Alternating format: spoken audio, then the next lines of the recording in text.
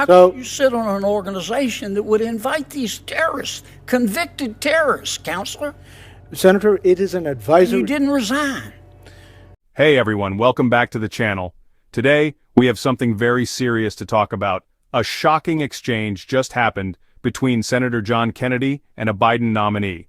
The topic is about a 9/11 anniversary event that raised a lot of eyebrows. Grab your coffee, sit tight, and let's break this down. So, here's the situation. On the 20th anniversary of the 9/11 attacks, an event was held to commemorate one of the darkest days in American history. You'd expect this day to be marked with deep respect for the victims and their families, right? Well, Senator Kennedy thought otherwise when he found out who was invited to speak. And that's where the clash begins. Now let me tell you about the individuals who were reportedly invited to this event. First up was Dr. Sami al-Arian, who was convicted of conspiring to provide material support to the Palestinian Islamic Jihad, a group known for terrorist activities. The Islamic Jihad was linked to the October 7th massacre and mass rapes. Let that sink in for a second. Then there was Dr. Rahab Abdul, who has organized panels for the Popular Front for the Liberation of Palestine.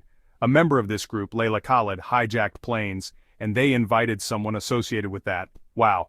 Lastly, Mr. Hatim Bazian, co-founder of Students for Justice in Palestine, was also on the list. He has publicly called for an intifada in the United States. If you're wondering what that means, it's essentially a call for uprising or resistance. To celebrate 9/11s with these individuals involved is deeply concerning, to say the least. So, in this clash, Senator Kennedy didn't hold back. He straight up asked the nominee, "Is this how you celebrate 9/11s?" The nominee claimed they had never even heard of the event, despite being on the advisory board. Y'all held an event on the 20th anniversary of the 9/11 terrorist attack on America. You held an event on the 20th anniversary attack, 9/11 attack on America. And you invited as speakers. Your first speaker was Dr. Sami al-Arian. He was convicted of conspiring to provide material support, convicted in a court, to the Palestinian Islamic Jihad. And the Islamic Jihad participated in the October 7th massacre and mass rape.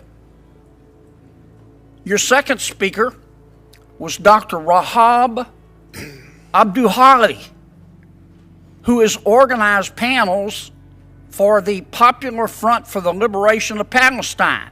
One terrorist, Layla Khalid. Ms. Khalid hijacked planes. You invited her as a speaker, or her mentor as a speaker. The third speaker you invited, Mr. Hatim Bazian, was the co-founder of Students for Justice in Palestine and has publicly called for an intifada in the United States. Is this the way you celebrate 9/11? Have I said anything that was inaccurate? Yes, Senator. Tell me. Senator, my involvement with the center at Rutgers Law School, which is a preeminent law school in the state of New I Jersey, can tell. is on an advisory board that, when my role was limited to providing advice on academic areas of research, primarily through a meeting held once a year. With regard to the event that you are describing, I've never heard of that event prior to today.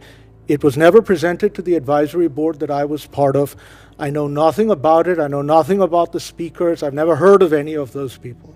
How So- can you sit on an organization that would invite these terrorists, convicted terrorists, counselor?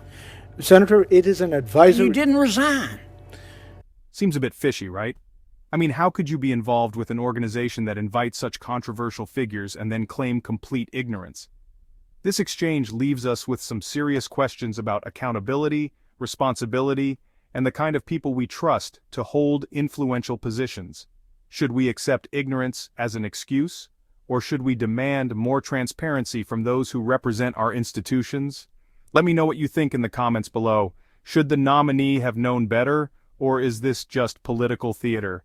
Thanks for tuning in, and as always, stay informed. See you in the next one. Don't forget to like, subscribe, and hit the notification bell so you never miss out on crucial updates.